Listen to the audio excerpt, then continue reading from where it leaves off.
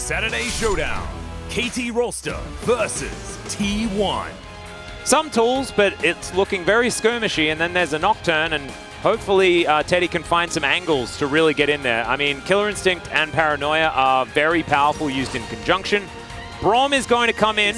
Time to jump onto the Rift here for game number 1. Over for the team that receives it in terms of chances for playoffs. But not mathematically over, but realistically over. It is, and I think that DRX have a little bit more of a buffer when it comes to game score, as well as Rascal finding some harpoons there. I didn't actually see when the runes came up, but I'm pretty sure I saw... Oh, there it is now, yeah. Saw Scorch on the Rumble, so... Hey, but Fate has Gathering Storm. With Sandbox, they have their Nocturne at the ready, and maybe it's this Rift Herald that could be their first target. But I love the move. You actually see DRX's bot lane moving up. They have the priority bot. Teddy has to stay and catch the wave. DRX make the first play, and if they can get this down, you know, 5v4, they should win this fight. Yeah. You can see already Closer is down to 50% health. Not going to be helping out in this one all that much as Fate throwing some Shock Blast over. He is going to overcharge himself, and that is going to be the lockdown on this Rift Herald. Great macro play here from DRX to start things off already. They've taken the Drake, they've taken this Rift Herald, and now they're looking to plonk it down towards his top side. Clear going to have to vacate the area, or not plonk it down, maybe just look to get a bit of a shove. Yeah. That means that every lane has to be a bit careful, but also... Oh, there it is. Yeah, Paranoia is going to come down towards his top side. He's going to make them walk up the red carpet. They do so. That is first blood going over, and Clear will pick up the last turret shot. Very nicely done here by Liv Sandbox, but now it is DRX's turn. Closer, yeah, could have taken Croco for a bit of a journey there, as he does still have Spirit Rush charges remaining, and he uses the last couple of bits of essence here, as nice little charm does come through. Like they always take it, so every time you get a kill, you're obviously reducing that cooldown in the future. Yeah. Herald is just going to come down bot, so looking like they're trying to get some gold for Parduk. It's a focus here. It should be a two-plate situation. Very interesting that they do go for it bot lane, but it has given Fate some spare time in this mid lane, and it's Jace. He actually rips through turrets very effectively, so I kind of respect it, as Teddy's taking a lot of damage here in this bottom lane, man. And it looks like Clear is coming in, so Rascal needs to match ASAP. Yeah, Rascal actually going to show himself on the minion wave in the top lane, and there's the Paranoia. This is going to be a huge advantage for Liv Sandbox. The stun does come in, but there's the teleport from Rascal. The equalizer is not fantastic, but still Clear is burning down. Not burning enough, though, as now Rascal left alone. He does get the Nocturne, but is he going to find any more? The answer is no, and Teddy collects a double in the end. Beryl moving on over. Kyle in position. Croco gets here as well. Nature's Grasp going to be there as teleport comes through from DRX. Rascal's going to be found by Clear. There's the flash out as Fate looks for the Shock Blast, doesn't get it. Kyle taking a bit of damage as Beryl finds a Winter's Bite. Parduk looking for the opportunity as now the rest of DRX able to regroup for this Paranoia. It's a lot of damage onto Kyle, but the ult from Beryl is not great, and there goes the Rumble. Closer getting taken down incredibly low, but it's Teddy that gets into the back line and executes Parduk.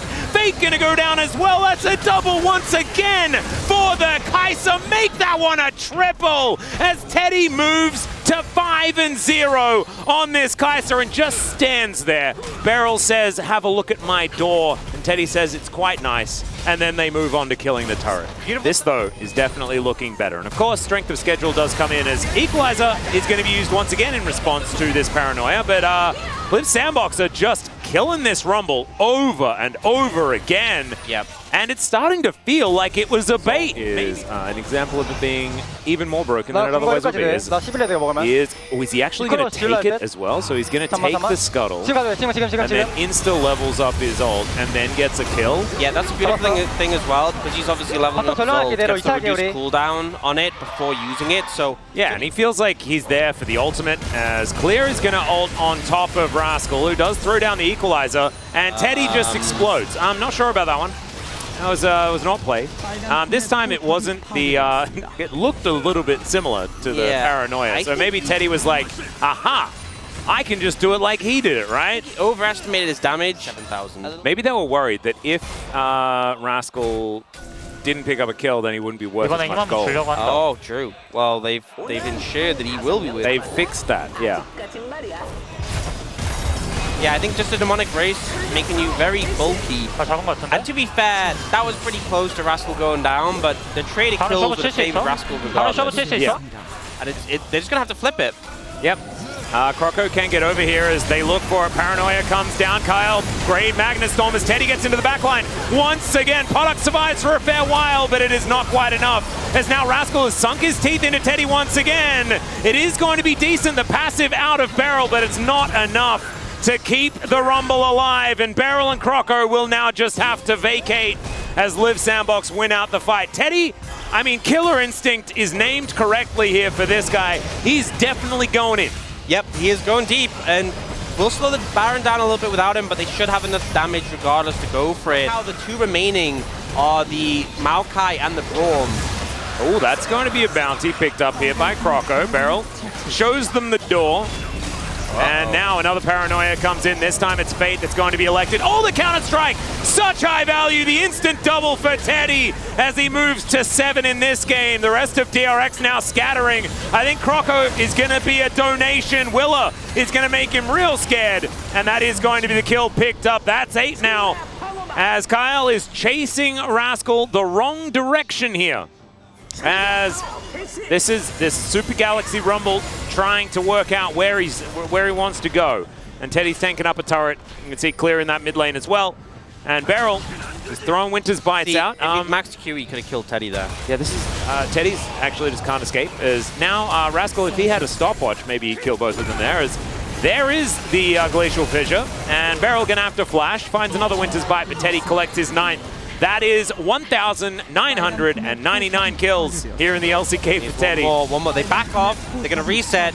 They know they need the 10th kill for Teddy to be close to that. As Paranoia comes in, they dive on top of Paddock yet again. He's trying to kite it out. Stays alive for quite a while, but it is not enough at all. Double kill comes in, and there it is, 2002. A Teddy Odyssey does pick up the 2000th kill.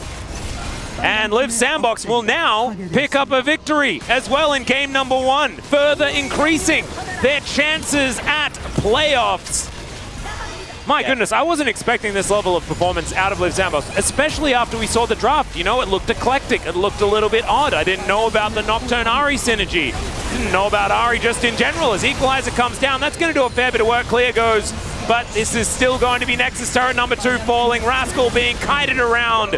Closer taken low, but he will be absolutely fine. 14 kills for Teddy in that game. He overshot. The highest number, and that number will never be met by anyone ever because he was in the 94-minute game. Yep, you got to be challenged. Yeah. Right, constantly. He's like, how am I ever supposed to get back to that? What is going on? What did they mean by this? I think maybe we got it wrong. We got it round the wrong way. It is, in fact, actually Croco that has been subbed in for Juhan. Surprisingly enough, Kha'Zix is currently on a 5-game winning streak here in the LCK. I can't argue with that. What a time to be alive. All right, let's jump onto the riff for game number 2. I'm just not going to question it. The likelihood of it happening again is colossally small. You'd have to. But I feel like that almost increases the likelihood. I know, doesn't it? It's an odd thing. Yeah. Will is standing on a ward, and Closer doesn't have very much health. So a dicey situation here. Yeah, those are two things that combine to make the chance of that gank working low. Yeah, it doesn't help it. But they haven't thought about that just yet. Yeah, maybe only for like a couple of seconds if you can double check. Oh, yeah. Ward. Oh, okay, yeah. I think you just type in Black Sheep Wall, and then you can unlock all of it. But you know, it's neither here nor there. Might have been a different game. Not sure. It is just clear that it's gone missing as Closer dashes in, does find Juhan. There's the ulti, goes under the ground and gets the flash out of the Kha'Zix. And he's still taking a lot of damage. There's the Emperor's Divine First Blood, and Closer just carries. Oh my! The turret shot back to him. You need to have a decent percentage, but mixed not all of them. Like, yeah. Okay. I mean, ult was flashed there. And, you know, I didn't even think kill was going to happen, but Closer commits, chases down, and then Fate even tries to interrupt. The final dash gets him away. Losing here kicks you very far out of it. Still doesn't decide anything, but you're relying on other people in order to get things to work out. It's clear, fighting with Rascal. and having an okay time doing it at the moment. Down by a bit of CS. We've seen this in the Gragas matchup. Jax quite a lot. Nature's Grasp coming down, and that is a dead barrel. Okay. Yeah, so... And he's looking fantastic here in this game. See whether that is going to continue. Can fluctuate, of course, as Clear is quite low. Juhan is going to dive. Counter-Strike is pretty powerful. That's the wrong way! Rascal.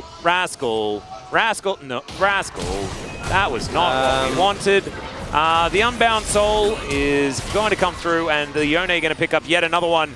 And Nature's Grasp comes through here on this bottom side, as Beryl is also down to not very much health. Yeah, I'm hoping the replay comes in so I can just move on. Well, Beryl is going to go for a bit of an engage, and Teddy, the Acathian Rain, doing a whole bunch of work. Beryl's ticking, and boom! There is the kill. It's Closer. There he is. Okay. Juhan, successful gank in the mid lane onto this Yone. Just as I was losing hope for DRX. How it works. And now Clear is looking for Rascal. Does manage to find a very nice Counter-Strike. See, that's when you knock him away. That's when you knock him away. When you're the one that's in trouble, in danger, then you can knock them away. I think the problem is... And the interesting thing about this game to me is the fact that it is still so close gold-wise. As it might be changing a little bit towards Live Sandbox, but the flash does come through from Juhan, and that saves it. Makes his way through. DRX a little bit more of a local one, as Rascal's going to move on down. They line up for the Nature's Grasp. It's into the back line. He goes, and oh my god, Closer finds it! The angle's fantastic. Takes down the Azir as well, as Teddy also getting into that back line. Now Rascal is running the wrong direction, as Clear is going to walk onto the barrel, but there is the Nimbus Strike. And Willa should be able to lock this one down. There it is, with a little bit of help from his friends in those turrets. You are just always committing, and your character continually moves towards the enemy team no matter what. It's so weird that it makes you do that. As Juhan is just going to get Void Sword, and Teddy's going to lock that one down in the meantime. Clear is cleaning up this bottom lane in a turret, because I don't know whether this game is going to make it that far. As Closer going to get a little bit of a knock-up onto Beryl. Beryl still has the opportunity to go for some sort of engage, but the Nature's Grasp is going to be in there. The Baron comes down, and Clear is looming. He gets into the brush. That is going to be the Counter-Strike stun. Beryl does manage to stun him up. They kill the Jax, but it's a trade of top laners. A high-value one, but still. We're going to have a look at this and how it happened once again. Yeah, so hits a W, decides I'm going to one-shot the enemy jungler, and does. So pretty solid gameplay. And so much of the CC on DRX is actually all knockups. There's like no real stun CC at all. Wow. He didn't Gale Force, and he didn't ult. Well, he's ulted now, as Rascal is teleporting in. The Mega Blast Cone does come down, as now Teddy is going to find a Feather Storm. There is a Twisted Advance, and that is a dead product. Nature's Grasp coming out one more time. I really like how Kyle has been playing this support Maokai. Yeah, it's been really good. Honestly, he's been constantly threatening in lane. Maybe with the leveling up the expectations. And there it is, another Nature's. He just presses the button. He just presses this button over and over again and gets all of the things for it. This is just top-tier Maokai gameplay. It really is making Maokai look completely busted after he looked completely useless in the previous game. As Close, he finds the reposition into the ulti. The Azir is no longer, goes down to the GA, but he's completely safe now as he snaps back. Teddy then finds his angle with the Killer Instinct. Now the kills are starting to flow through for the Kai'Sa, taking a lot of damage, but he is going to be able to push this Kha'Zix away and Live Sandbox, the 2-0 against DRX here, the final game of the week and their most important victory this season. Does manage to do a whole bunch of damage, but it's not really about these damage numbers outside of Kyle. Hats off to doing a fair bit, more than your jungler. What a Maokai. As the secondary jungler, I guess. Thank you very much, guys. This is Yusa for the POG Interview translation, and we are here joined by Closer Miller on the side of Live Sandbox after their win up against DRX. Congratulations! The Sandstorm is too powerful. I can't stop coughing, guys. It was indeed a little bit too hard. It was a little bit, mid until now, but today it was on fire. So how do you guys feel about the win today? So this was really important in terms of the playoffs competition, and we wanted to give it our all, and it feels amazing that we were able to get the win. Yeah, we were like, this is a must-win series for us, and I'm so relieved that we got the win. Yeah, I mean, just like you guys mentioned, right now, the East side is all about the winning the last ticket to playoffs. Speaking of which, this DRX series was so important. What was your resolution for the game like? So, I just wanted to focus on my performance. I just wanted to give it my all, because if I pay attention to other stuff, I kind of, get distracted and kind of underperform. So I wanted to just make sure that I can play at my best level. So game number 1, it was the ultimate go button comp. Everyone could dive on top of the enemy. Walk us through this drafting. I think Kaisa was the best pick to round out the comp. And also, I think the opponent didn't really have any tools to be immune to our dive attempt. So we thought this was the best pick for us today. Game 2 comp kept the same vibe. It was all about going in, diving on top of the enemy. Do you think this fits LSB's playstyle the best? We kind of figured we all prefer to just go all in instead of just, scaling, waiting for the late game. And in game 2, you guys put Maokai to support and picked Wukong jungle. I wonder what was behind this rotation. Maokai looks like a decent pick on the bottom lane in terms of the laning phase, but also 2v2 fights. So we wanted to find the best pick that can add more power to our team fighting, and that was Wukong, a pick that I'm really confident in. Closer, your Yone is so good. And it seems like you are unstoppable on AD Duelist. Do you agree? I get to see kind of wider perspective when I get to play AD champions for sure. And your ult was so on point. Any tips? You have to have the charged Q on a different direction and then ult to the other direction to confuse the enemy. That kind of works the best. And I have a replay where you were able to get a solo kill onto enemy jungler. It was indeed a relentless pursuit. How did you see this kill angle? So Juhan was done with flash and jump, so I knew that I would be able to finish that kill, and then I got lucky and it worked well. Willer, how are you spectating this play? I was like, yeah, like chill out, like cut it, and then still, like I'm kind of puzzled to see he actually got the kill. And Teddy also reached a historic milestone in the LCK. He is the first LCK player to surpass 2,000 kills. So after the game, he was aware that he got the record and he looked extremely happy. Any message over to Teddy? I'm so happy that he is actually our teammate when he is reaching that milestone. Next week, Genji and OK Bro await. What is your determination for the upcoming week 8? I think two teams are really strong right now, but I don't want to focus on our opponents. I would rather focus on my performance and my play. We will keep working our best in order to win as many games as possible. And before we go, Willer, not long after you'll be on the post-game live talk show, Lolly Night. What can we expect from that? This is like my first time, so I'm a little bit nervous, but I will make sure to, bring the best entertainment for the fans. Now, this will be the end of the interview from Willer Closer, and back to the space. Thank you.